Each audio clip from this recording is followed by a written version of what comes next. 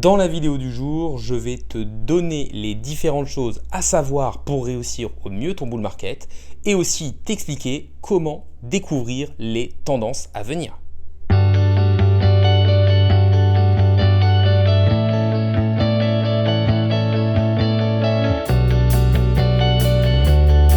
Salut à tous, c'est Inspecteur Crypto, bienvenue dans la vidéo du jour qui va avoir deux sujets. Le premier, c'est ce qu'il faut savoir avant le bull run et la deuxième chose, c'est comment essayer de trouver les différentes tendances. L'objectif de cette vidéo va être de faire un petit guide pour les débutants mais aussi pour les personnes les plus expérimentées afin qu'ils ne commettent pas les erreurs et qu'ils puissent profiter un maximum du bull run à venir. N'hésitez pas à liker la vidéo, à me mettre un commentaire de référencement, n'hésitez pas non plus à vous abonner, ça récompense le travail que je fais au jour le jour et ça permet de faire grossir la communauté. Mais on va tout de suite rentrer dans le vif de la vidéo du jour, c'est-à-dire ce qu'il faut savoir sur le bull run. La première chose à savoir est qu'un bull run est extrêmement difficile à gérer, car tout monte de tous les côtés et que tous les investisseurs débutants ont tendance à FOMO et à acheter trop haut. En fait, si vous voulez, tout le monde va se dire quand on est en bear market, c'est compliqué, mais en fait, en bear market, tout a tendance à baisser. Donc, si vous analysez bien une charte, que vous commencez à faire votre DCA assez bas, tout sera facile. En effet, il suffira de suivre votre plan et de vous dire juste à partir de tel moment, j'arrête d'accumuler. Mais en fait, un bear market, c'est juste commencer à rentrer au bon moment, ensuite accumuler et savoir s'arrêter et profiter du bull run. Mais c'est pas si facile que ça parce que la psychologie rentre en considération et que du coup, on ne sait pas trop quoi faire. Et en fait, la chose simple à faire, c'est qu'il faut avoir un plan afin de prendre des profits sur la montée. En bull run, les opportunités sont nombreuses. Il faut donc se dire que rater une opportunité, ce n'est pas la fin du monde. La seconde chose à savoir est que tout ne va pas monter en même temps. Il faut donc être patient. Une fois que vos recherches sont faites et que vous avez de réelles convictions dans vos investissements, il faut suivre votre plan. En effet, on a par exemple vu Chainlink qui pendant 18 mois ne bougeait pas. Tout le monde se disait mais qu'est-ce que je fais dans ce projet? On a vu des personnes sortir et au final, le projet a fait x3 ou x4 et a très bien performé depuis le début du bull run. Alors que beaucoup de personnes n'ont pas eu la patience et sont sorties trop tôt. Les débutants ont tendance à vendre leurs cryptos car elles n'ont pas encore monté pour acheter justement les cryptos qui sont en train de monter. Et ça, c'est une grosse erreur. Et c'est souvent juste après leur vente en plus que la crypto va exploser. La troisième chose est que même dans une tendance haussière, il y a des corrections violentes et rapides qui peuvent aller jusqu'à 30 ou 40%. Il faudra donc dézoomer ces graphiques pour voir où nous en sommes dans l'avancée du cycle.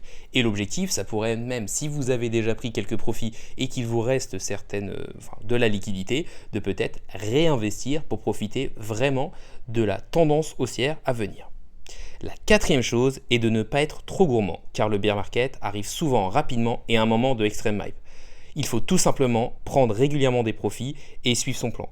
Ce qu'il faut se dire, c'est que le bear market arrive souvent quand on s'y attend le moins. En effet, quand le dernier bear market est arrivé aux alentours des 70 000 $, la plupart des personnes se disaient on va aller à 100 000 $, il n'y a pas de souci, on est encore en bull run et pourtant il y avait énormément de choses qui montraient justement qu'on était sur un pic de bulle. Par exemple, beaucoup de personnes commençaient à en parler, les médias commençaient à en parler, tous les petits projets explosaient dans tous les sens, les NFT augmentaient dans tous les sens et souvent c'est qu'on est un petit peu en surchauffe. Une autre chose à savoir est qu'il est plus facile de faire 2 x 10 que 1 x 100. Le réinvestissement de ces gains peut donc être très lucratif, même s'il faut savoir sécuriser une partie de ces gains en stablecoin.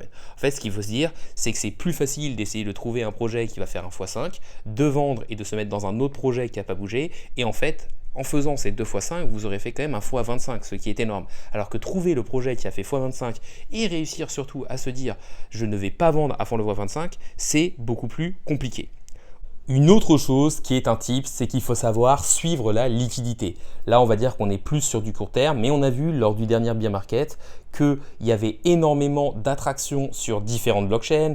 On a eu par exemple Luna, on a eu Matic, on a eu Polygon, et c'est vrai que si on savait aller très tôt sur les protocoles de ces différentes blockchains en suivant la liquidité, on pouvait profiter à la fois d'énormes rendements et aussi de l'augmentation du prix des différentes cryptos de l'écosystème. Donc ça permettait avec une petite partie de son portefeuille de booster ses gains.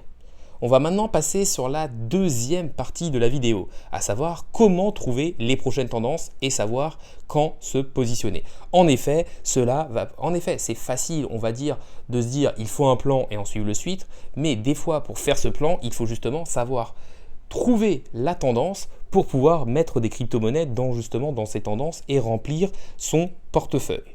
Alors, tout simplement, il faut détecter certains indicateurs qui sont communs à toutes les tendances passées.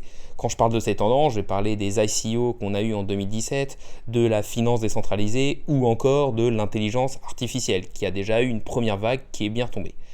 Premièrement, on va dire que le premier indicateur, c'est qu'il y a la résolution d'un problème via une innovation technique. Mais il est très compliqué de se positionner à ce moment car le domaine reste peu connu et très technique. Seul un expert pourra s'y aventurer, mais le risque associé à ce type d'investissement reste très élevé. En effet, on peut réellement se tromper. Ensuite, il va y avoir une simplification technique qui va permettre de mieux comprendre l'utilité et le fonctionnement de cette utilisation. Un exemple simple pour que vous compreniez ce que je vous dis, c'est par exemple l'arrivée de ChatGPT qui a permis à tout à chacun d'appréhender facilement un cas d'utilisation de l'intelligence artificielle. On voit que l'intelligence artificielle est arrivée depuis un moment, que les experts se sont déjà possiblement positionnés dessus, mais ce n'est que lorsqu'il y a eu ChatGPT qu'on a vu pendant plusieurs semaines, voire plusieurs mois, toutes les crypto-monnaies et les projets d'intelligence artificielle exploser. Alors qu'en fait, ça faisait vraiment un moment que l'intelligence artificielle était déjà là. Mais le fait d'avoir une utilisation simple qui permet de comprendre pour n'importe qui a permis d'ouvrir les portes.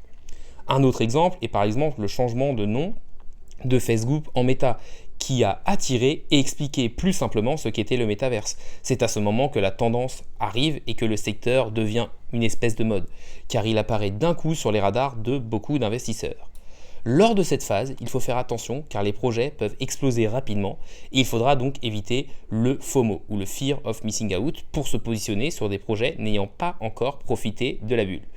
L'objectif restant d'arriver le plus tôt possible et de savoir prendre des profits sur la montée. C'est lors de l'amorçage de la tendance que le marché va rentrer dans ce qu'on appelle une bulle et que les projets vont atteindre des valorisations différentes. Préparer et anticiper sa sortie sera donc primordial avant l'éclatement de cette bulle et le retour à des valorisations qu'on dira plus réalistes. C'est donc lors de cette hype qu'il est le plus intéressant de se positionner car le risque-rendement y est le plus favorable. Il faudra bien faire le tri car beaucoup de projets sont là pour profiter de la vague et seront sûrement même des arnaques. Le premier indice qu'on va avoir, c'est donc l'accessibilité à la technologie pour le plus grand nombre. Ensuite, le second sera l'arrivée massive des liquidités et le positionnement des investisseurs institutionnels. Pour connaître le meilleur narratif, selon moi, vous pouvez aller voir dans ma vidéo que j'ai déjà fait dédiée sur le top 10 des narratifs, mais on y retrouve par exemple les Real World Assets, l'intelligence artificielle ou encore les Layer 2. On arrive sur la fin de la vidéo, donc déjà n'hésitez pas à liker, commenter ou à vous abonner, ça permet de donner énormément de force à la chaîne. Pour résumer, j'ai essayé de vous mettre un petit guide et des petits tips pour que vous puissiez mieux réussir votre bull market. Avec une première partie, ce qui était, on va dire, à savoir, déjà qu'un bull run n'était pas facile et qu'il y avait quelques techniques pour mieux s'en sortir. Et la deuxième chose, comment faire son plan d'action en essayant de trouver les futurs narratifs avec certains indices qui vont être, on va dire, la simplification d'une technologie et le fait qu'il y ait l'arrivée des liquidités. La vidéo du jour est maintenant finie. Salut à tous et à la prochaine.